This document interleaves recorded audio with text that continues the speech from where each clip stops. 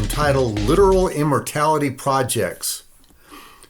And when I say literal immortality projects, I mean just that, where people are literally trying to stay alive forever. Now, a lot of people are hoping for that. They're hoping if they stay alive to a certain point that sooner or later science is going to do what it's always meant to do. And they're going to go, here's the secret, eat this or don't eat that, or drink this and you'll live forever. And a lot of people are doing that. Whole Foods is full of people trying to live forever. This has gone on for a long time. The first emperor of China, Qin Shi Huang, who was the builder of the Great Wall of China, he wanted to live forever, and so he told his scholars to find him a way to live forever. He decided after a while that his scholars were stalling, that they weren't getting him this life, and so he buried 460 of them alive. Really, we'll talk about that more in the future, because Mao Zedong later boasted that he buried alive 446,000 scholars. So we'll talk about that later, though.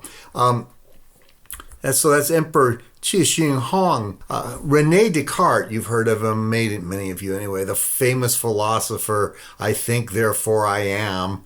He said, the preservation of health has always been the principal end of my studies. In other words, he went, somehow I'm going to keep living on.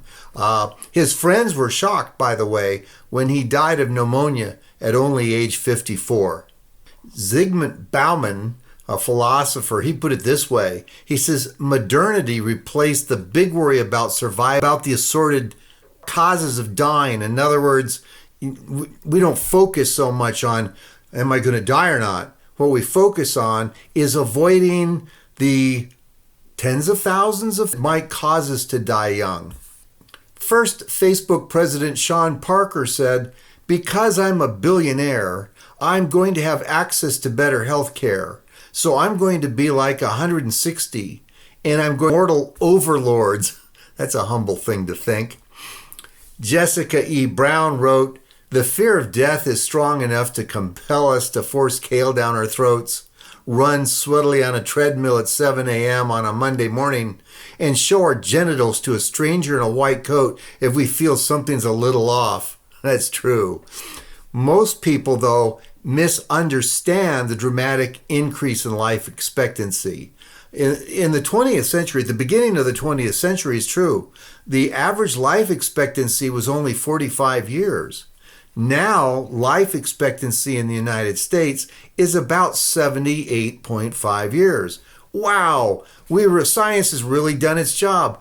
We really are living a tremendously long time more, and it's just going to keep going.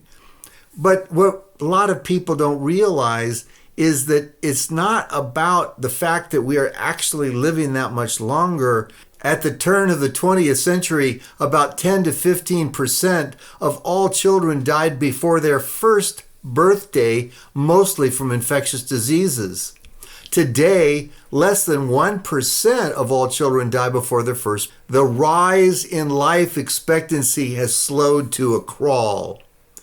And by the way, people go, yeah, but one day think about what if they cured all forms of cancer so there's no cancer at all in the world whatsoever? Well, Harvard professor of demography Nathan Kefitz did an analysis of this and concluded that if they cured all forms of cancer so that cancer no longer existed, the average person would only live 2.265 years longer until they died from something else. And then, of course, that doesn't take care of what if you're going to live a lot longer with dementia or Alzheimer's in some sort. In 1969, a woman named Lucille Roberts opened New York's first gym for women and turned it into a health club empire.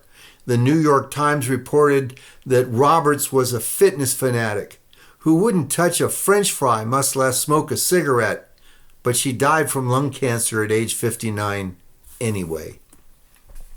Nathan Pritikin, a lot of you have heard of the Pritikin diet, charismatic exercise advocate and founder of the low cholesterol Pritikin diet, committed suicide by slashing his wrists in his hospital bed. He was 69 and dying of leukemia.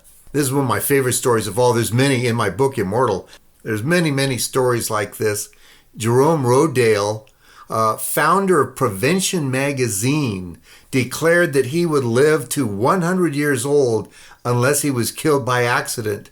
But during a 1971 interview with Dick Cavett, he started looking kind of funny. And if you read what Dick Cavett said about it, he said to Jerome Rodale, "Are we boring you, Mr. Rodale, because he looks so funny?" Well, it turned out that Jerome Rodale, and he died on the set at 73 years. Founder of Prevention magazine. Then there's what we call transhumanism, and that is we're going to alter our bodies somehow that we're not as human as we used to be. We're going to be superhuman or transhuman. The basic idea is simple. If blind chance can cause us to evolve to the marvelous beings that we now are, then what happens if we use our intelligence and modify our DNA? Exercise. But then there's biohacking. It's not just diet and exercise. The 45-year-old Bulletproof Coffee founder and biohacker advocate David Asprey claims to have spent $2 million on a quest to live to 180. To accomplish this, he has bone marrow extracted from his hips and then has his stem cells filtered out and then injected into every joint in his body, his spinal cord, and his cerebral fluid. He intends to do this twice a year. He also takes 100 supplements a day, religiously follows a low-carb, high-fat diet, bathes in infrared light, chills in a cryotherapy chamber, and relaxes in a hyperbaric oxygen chamber. Wow, there you go. And when it comes to transhumanism, of course, movies are all about this. Captain America, Spider-Man, Lucy, and the list goes on and on. I won't even try to mention them all. But then there's brain uploading, right?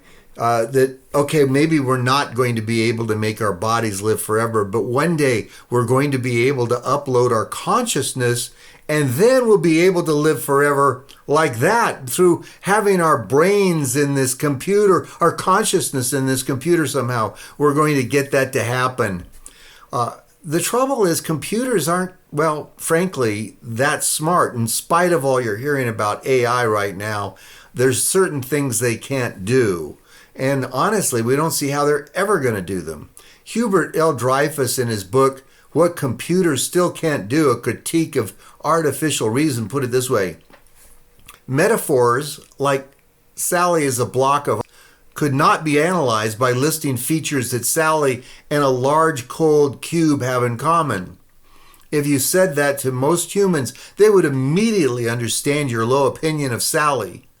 But a computer will have no idea. Philosopher John R. Searle gives a similar analogy. Juliet is the sun does not mean that Juliet is for the most part gaseous or Juliet is 90 million miles from Earth, both of which properties are salient and well-known features of the sun. In other words, this kind of metaphor, computers don't understand them. They can't understand them. Artificial intelligence scientist Eric J. Larson points out that children know that when Barack Obama is in Washington, I wrote the book several years ago after all, when Barack Obama is in Washington, his left foot is also in Washington. But a computer wouldn't know that without being instructed. Larson says that simple knowledge like this seemed endless. Even worse, the bits and pieces that became relevant kept changing and depending on the context. Larson also gives the now famous example by Bar Hillel. Little John was looking for his toy box. Finally, he found it. The box was in his pen. John was very happy. Larson writes, the basic problem regards what meaning do we assign to the English word pen. Now, of course, you and I know immediately if the box was in his pen, well, it had to be a play pen. It wasn't the kind of pen that you would write with. But a computer only knows that if instructed. Problems like this are literally endless because new things are always being created. Already created things often change, and the terms we use to describe things are constantly true, right? Remember, computers run on zeros and ones. They run on ons and offs. They aren't going to become conscious, regardless how badly people want to believe that they're going to become conscious. And so some are turning to cryogenics.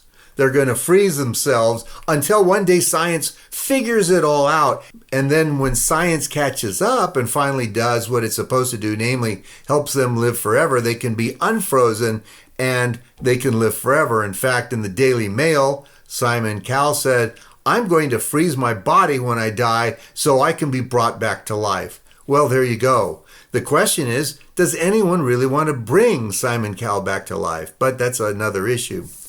Baseball Hall of Fame player Ted Williams' head and body are both frozen right now at the Alcor Life Extension Foundation.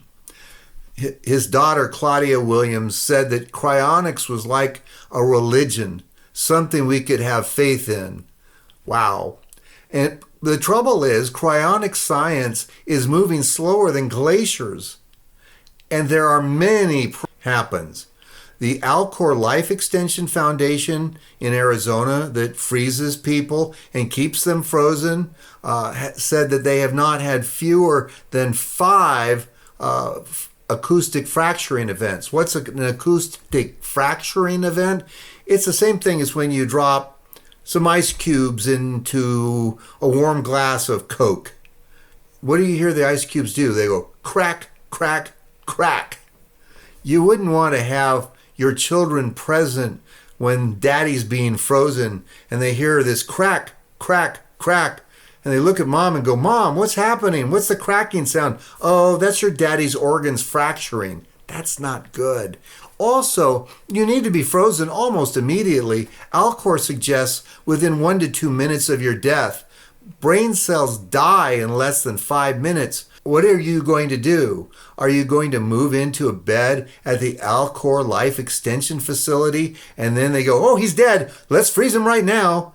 That's not a good thing to do. As founder of Skeptic Magazine, Michael Shermer put it, cryonics is kind of like a scientific search for immortality.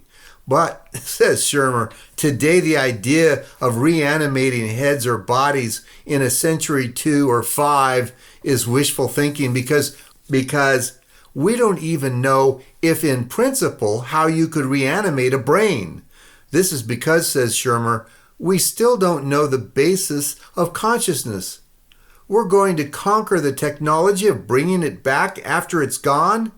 That's wishful thinking at the moment. And plus the soul isn't there anyway, right? When the thief on the cross died, Jesus said to him, "Today you will be with me in paradise." So years ago, I used to enjoy these. Some of you may remember them. There was a series of get rid of cable direct TV commercials. Here's my version. You trust inventions to give you immortality that won't happen in your lifetime. When you trust inventions to give you immortality that won't happen in your lifetime, you choose to be cryonically frozen. Liquid nitrogen fractures your brain. Don't fracture your brain with liquid nitrogen. Trust Jesus to give you eternal life. Seriously, trust Jesus to give you eternal life.